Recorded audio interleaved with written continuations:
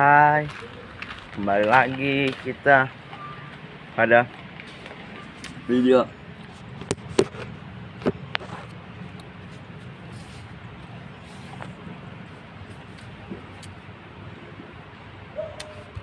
Bismillahirrahmanirrahim. Assalamualaikum warahmatullahi wabarakatuh.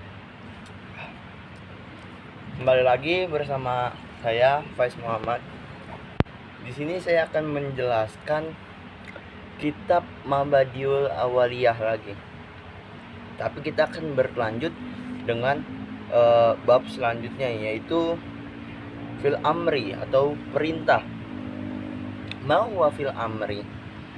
Wa huwa talabul fi'li minal a'la ilal adna. Yaitu sesuatu meminta sesuatu pekerjaan untuk dikerjakan dari atasan untuk bawahan, yaitu kata perintah. Dan adapun dari perintah-perintah ini adalah ada qawaid atau kaidah-kaidahnya tertentu. Dan di sini di Mabadiul Awaliyah ini tertuliskan ada 6 qawaid atau 6 kaidah tentang perintah ini. Nah, sini saya akan membacakan satu persatu kaidah-kaidah fil amri ini, kaidah-kaidah perintah ini. Yang pertama itu ada al aslu fil amri lil wujubi ila ma dalla dalilu ala khilafi. Pada dasarnya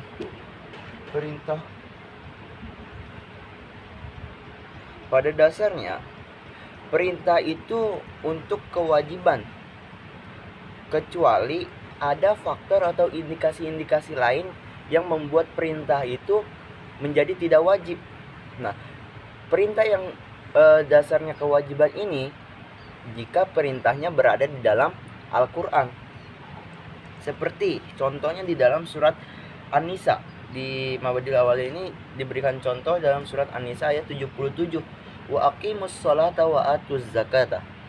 Yaitu perintah untuk mendirikan sholat dan membayar zakat. Nah, karena ini berasal dari Al-Quran, jadi perintah untuk sholat dan membayar zakatnya ini wajib karena berlangsung dari Al-Quran. Nah, adapun dari faktor atau indikasi-indikasi lain yang membuat perintah ini menjadi tidak wajib di ayat lain, misalnya tentang berkorban, tentang berkorban dalam surat di dalam Al-Quran itu ada menjelaskan untuk kita diperintahkan berkorban. Nah, ini karena ada faktor atau indikasi-indikasi lain yaitu dari sunnah atau dari hadis Nabi untuk tidak mewajibkan berkurban ini ke setiap orang. Begitu. Adapun juga perintah yang dari sunnah Rasul. Nah, bagaimana jika perintah yang dari sunnah Rasul ini? Perintah dari sunnah Rasul ini, jika perintahnya dari sunnah Rasul atau dari hadis-hadis Rasul, pada dasarnya adalah anjuran atau dikerjakan sunnah gitu. Kecuali juga ada faktor atau indikasi lain yang membuat perintah dari sunnah Rasul ini menjadi kewajiban. Contohnya seperti untuk memanjangkan jenggot, atau memelihara jenggot itu. Kan Rasul pernah berkata untuk memanjangkan jenggot. Nah, ini kan karena tidak ada indikasi atau faktor-faktor lain yang membuat memanjangkan jenggot ini menjadi wajib. Jadi memanjangkan jenggot ini sifatnya adalah dianjurkan atau disunahkan, seperti itu. Lalu contoh yang kedua, kaidah yang kedua yaitu al aslu fil amri la yaqtadi taqarrara ila maddalat dalilu ala khilafi. Pada dasarnya juga perintah ini untuk tidak diulang-ulang atau hanya dikerjakan sekali saja, kecuali ada faktor dan indikasi lain yang membuat perintah ini menjadi diulang-ulang. Contohnya seperti haji di dalam surat Al-Baqarah ayat 196, al-atimul hajja wal umrata lillah. Nah, ini haji dan umroh ini diperintahkan untuk tidak diulang-ulang, atau jika sekali saja maka perintah atau yang hukum perintahnya ini udah hilang karena dilakukan hanya sekali saja. Adapun juga faktor lain atau indikasi-indikasi lain yang membuat perintah ini suatu perintah menjadi diulang-ulang. Contohnya seperti sholat tadi, karena ada faktor sunnah dan hadis Rasul untuk mewajibkan sholat ini diulang-ulang sehari 5 waktu, seperti itu.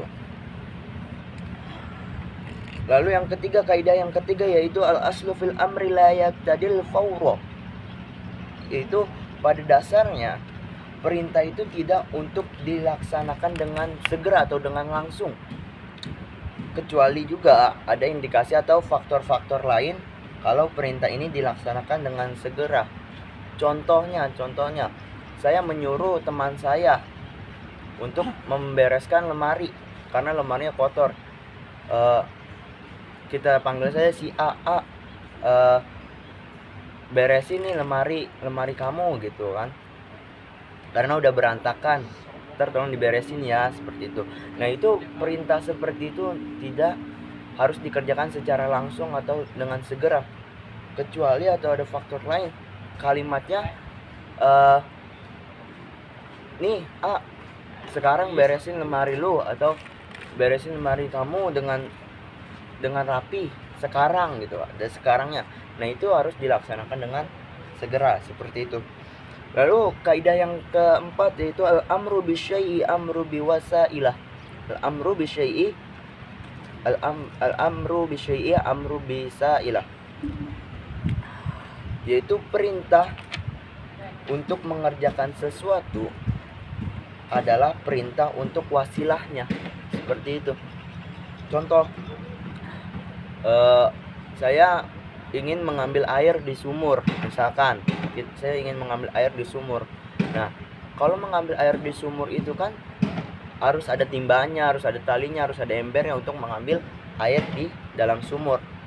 Nah, wasilahnya ini adalah ember dan talinya, itu harus kita pakai, yang harus kita kerjakan, seperti itu.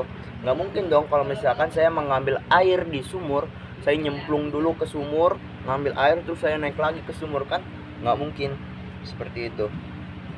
Lalu ada kaidah yang kelima, yang kelima, ya benar, al-amru bisyai'i nahyun an diddihi. Perintah untuk melaksanakan sesuatu adalah larangan untuk kebalikannya.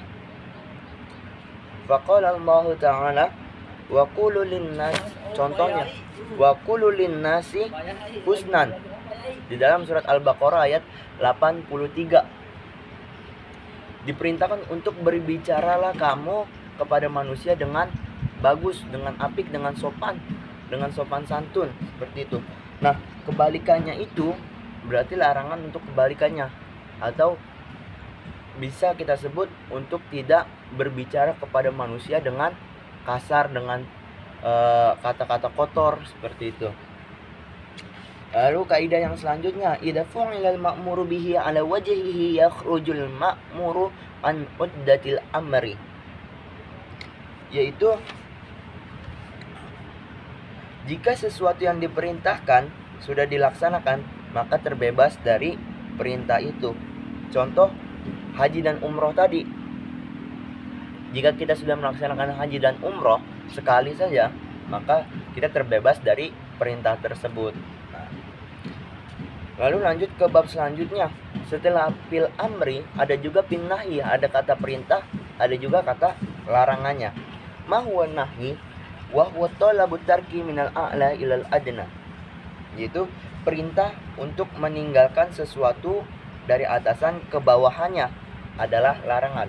Perintah untuk meninggalkan sesuatu dari atasan ke bawahannya itu larangan, seperti itu.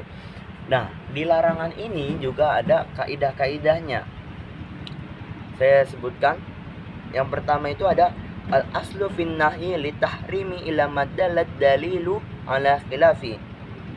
Sebenarnya konsepnya sama dengan yang tadi, cuman ini dibalikkan saja.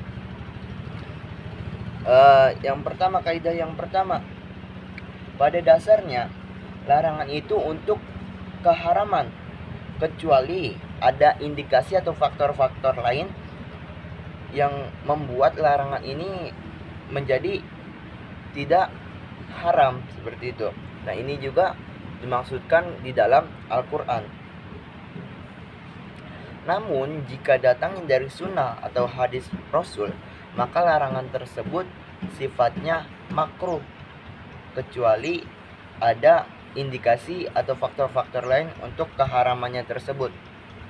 Contoh dari Al-Quran, janganlah kamu makan harta orang lain dengan cara batil. Di sini, wala tufsidu wa fil ardi ba'da islaha. Janganlah kamu memakan harta orang lain dengan cara batil.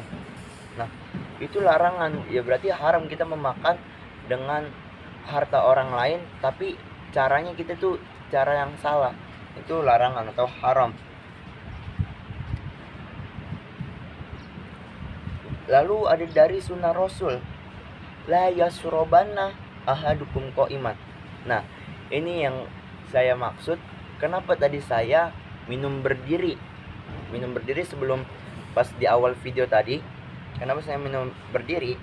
Karena jika dari sunnah Rasul, larangan dari sunnah Rasul itu sifatnya makruh, yang mana jika dikerjakan tidak apa-apa dan tidak dilakukan maka tidak apa-apa juga. Jika dikerjakan tidak apa-apa dan tidak dilakukan mendapat pahala, seperti itu. Lalu ada kaidah yang kedua, an-nahyu 'ani syai'i amru biddiddihi. Larangan untuk mengerjakan sesuatu adalah perintah kebalikannya. Contohnya, wala ta'kulu amwalakum bainakum bil batil. Sama seperti tadi. Janganlah kamu memakan harta orang lain dengan cara kebatilan. Berarti kebalikannya, perintah untuk kebalikannya. Janganlah kamu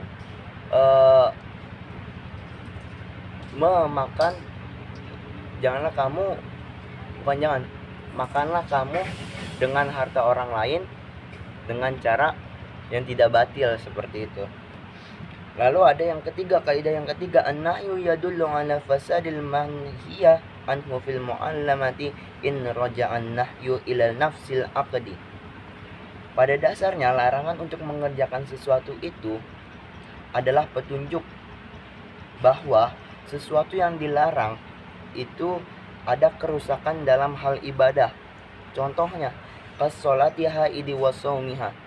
Salatnya wanita yang sedang datang bulan dan puasanya wanita yang sedang datang bulan. Nah, itu kan ada kerusakan di dalam ibadahnya, maka salat dan puasanya itu menjadi batal atau tidak diterima oleh Allah Subhanahu wa taala. Mungkin cukup sekian video pada kali ini. Wassalamualaikum warahmatullahi wabarakatuh.